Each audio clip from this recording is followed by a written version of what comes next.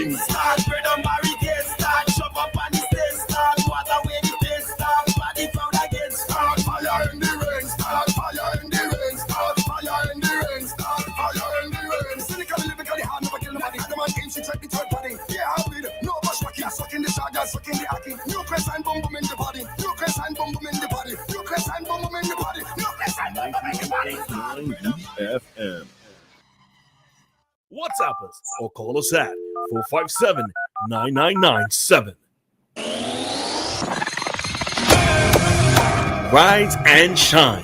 Let's get ready to take on the day. Activated Mornings on WEFM 99.9 is on now.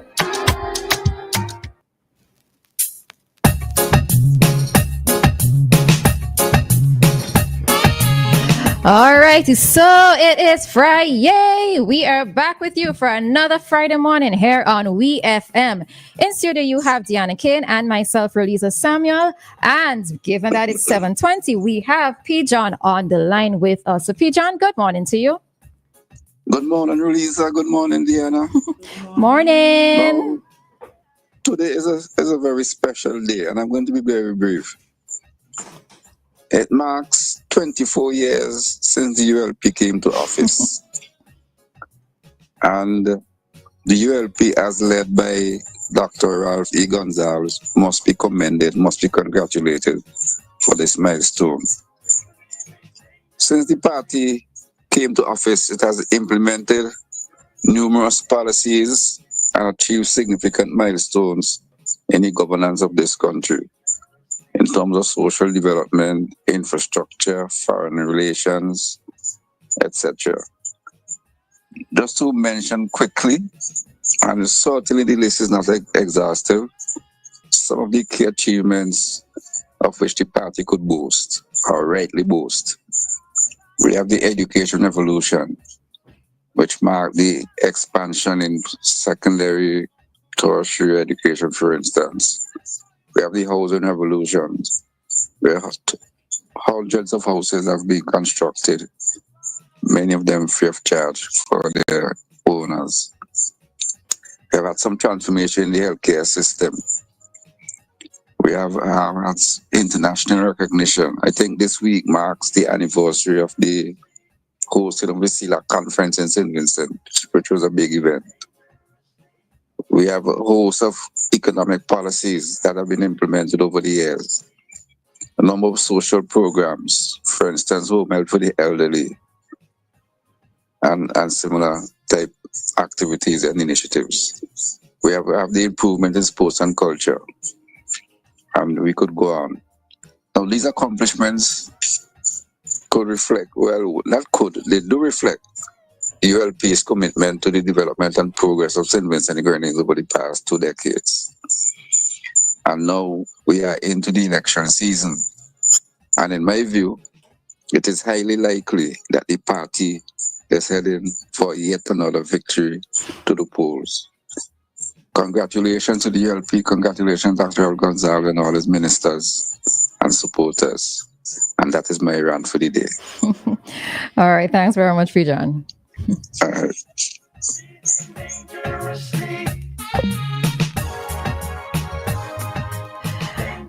All right, so that was Peejohn's quote-unquote rant for today. Not so much of a rant, but all right, so it is commendations going over to the ULP for being in office for 20 plus years. All right. All right, so good morning to SVG. Trust that everybody is doing A-okay. It is a Friday morning here in, well, it looks like it's rainy. SVG, I'm not sure if it's actually raining on the outside. It just looks like it's raining. It was? Yeah. Oh, okay. All right, so yeah, you know what that means? Get your umbrellas out, all right? I know that your place was looking a little bit dry for the past couple of weeks, but you know, we also need to have some rain falling, right? So we also need to have some rain falling. So Dianna, good morning to you. Good morning, Roleza. Good morning to everyone that is listening to us at this time. I know that we're going to have a great day today. I just know it, don't you? Yeah, man. All right, so let's get into any feedback with regards to what Peejohn said. Well, just to offer commendations to the ULP again on some of their achievements over the past 20-something years. really, that's just it. Commendations to them, you know. Yeah. Yes, of course, commendations to them. It does take a lot of work. It does take a lot of effort to stay in power for, I would even say, past 15 years. It does take a lot to be able to stay in power for that time. So commendations to them for even exceeding that 15 plus years. All right. Over the years, yes, we have seen several developments happening here in SVG. Whenever persons are opposed to the government, it's always difficult when I know that you can oppose, but it's always strange to hear people opposing and saying that nothing is happening in the country. I mean, even if you're not happy with the ULP being in office for that long, yes, I think it's very much inaccurate to say that nothing is happening in the country, right? So sometimes we do have to be able to give the jacket, even if we have different opinions on different things that are happening within the party. All right. So commendations to all, to the supporters. I'm sure that today is a very special day for you. I know on Sunday you're going to turn up and turn over. So, just wishing everybody to be safe when Sunday comes, when you have that your major rally. And I'm even hearing, at least in 2 different days, I'm hearing they passing through the village, the community with their PA system. So I know that they're trying to mobilize people to come and get them energized to come out and all of that, So yeah, just everybody be safe as you enjoy, party supporters as you enjoy. And for those persons, going to the rally is not a bad thing. And even going to the rally doesn't mean that you are or you should be branded as a ULP person. I think one of the things that we need to be able to encourage is that persons should go to both parties, both or whoever else is coming forward as candidates, be able to attend these rallies without being branded. You can see me standing up in the audience in maybe a white shirt and not assume that I am a ULP person. I could probably just come out to be able to listen to what the persons are saying, the candidates are saying, and to enjoy the performances without necessarily being branded. And I wish that more persons would be a little bit more open-minded and encourage people to actually go out and listen to rallies. So, yeah. All right. So with that, we are going to head into another story at this time. All right. So yesterday wasn't such a great day here in SVG. Well, in terms of activities that happened in the water. All right. So reading this from One News. So One News article stating a female tourist has died in what officials are calling a suspected drowning. All right. So according to reports, the foreigner was swimming in the Tobago Keys Marine Park yesterday when she reportedly blacked out. She immediately received medical attention to no avail. This story is developing, and One News will bring more details as it comes to hand. This is the second suspected drowning incident in the month. On the 2nd of March, a tourist was found dead in Chatham Bay in Union Island. This incident also comes after the February 26th drowning of Petra Ortlep, a 58-year-old German national of Mount Twain, on Wednesday, the 26th of February. All right, so for the year, we have seen at least 3 drownings, that have occurred possibly under different circumstances, under different situations. And it is, very unfortunate to hear of these incidents happening. Yeah, honestly, and the fact is, you have tourists coming here to enjoy the island. It's really, really terrible to hear that, the place where you go to relax, to unwind, you die there. Very unfortunate. Yes. So that was one story. And then we have another situation that occurred yesterday. And I'm reading this one from Light FM. So Light FM Beckway, they made a post yesterday stating, or the first post was that at around 11 a.m. yesterday, a small craft capsized between Beckway and St. Vincent.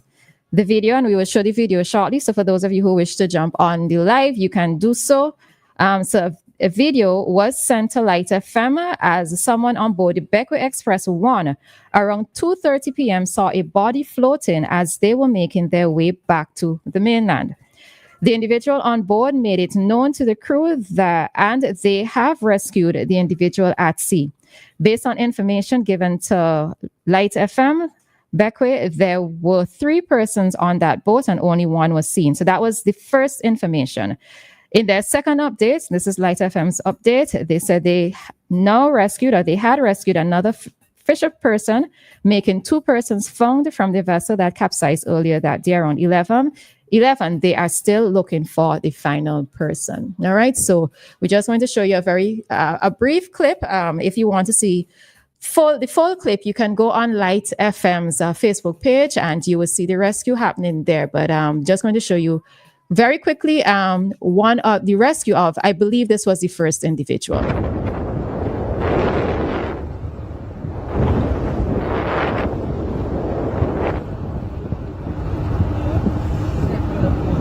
A fish right behind him. Right behind him. Careful, careful. Careful. Careful, careful. All right. So that person was it seems like what do you call it? The lifeguard, you call it? The circular thing that you throw out. I think it's life something, isn't it? You know? Yeah. Life raft of sorts. All right, we just want to use life raft for now. So that was thrown to him, and then he was pulled in by persons on board and hoisted up as well. So that was the first person who was rescued.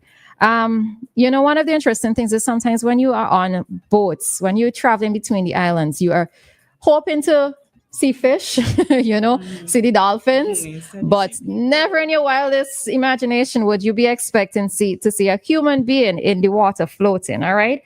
So even sometimes in these situations, it's sometimes good to just be outside and be looking around and being observant of your surroundings, and show that the 2 persons who were rescued are happy to have had persons who were actually there looking out, just looking out, maybe just taking in the scenery, taking in the beauty of the sea. And it's divine intervention, serendipity, whatever word we want to use at this time. We're just happy that they were found and they were rescued. It's a life boy. I know life something, right? Mm-hmm. When I heard about this, I immediately thought about the weather report yesterday, and I remember the weather report having a marine advisory, which said that small craft operators should exercise caution, and that came to mind. I know sometimes we hear these things and we like, I could make it, man, it wouldn't be me, but I think it's a good opportunity to encourage persons when you see things in the weather, please note. I mean, no matter how skilled you are, of course, I don't know what happened here, but just to say, this came across my mind. No matter how skilled you think you are, it's always best to be safe. And better safe than sorry. And the additional thing is to always have life-saving things on board. Yeah. Whether it's the vest, the floaties, etc. And I know that I know that as Vincentians we take this for granted, right? Even though I want to believe a strong majority of us don't know how to swim, I fall under that category. But we always want to be on boats. We always want nice time and nice ride and that kind of thing. Passing through the Beckway Channel when it's really rough, I enjoy. You do? I do. I do enjoy being on the boat when the weather is rough. I just boat leaning this way. I going with it. And the thing of it is, I don't know how to swim. So God forbid something happens, I mean, it will be challenging to swim in those waters, yes. But the point is that we have to also take our safety at sea very seriously. And I really don't think that many of us as Vincentians do. We have to know that if we're going on board boats, etc., to have a life vest. If you just feel like you don't trust or you don't think that whoever it is taking you on a boat somewhere, walk with your own, right? So I know that I'm preaching to myself at this time, right? But we just never know when situations can go sideways and when something like this can happen. Yes, I remember the first time I went fishing, I put on a life jacket, yes, because I know I can't swim. Okay. And it wasn't even far, but I make sure I had it on. All right. So we are going to head on out at this time as it is quickly approaching 7:35. And at 7:35, we bring to you today's traffic talk. All right. So we'll be back with more activated mornings here on WEFM.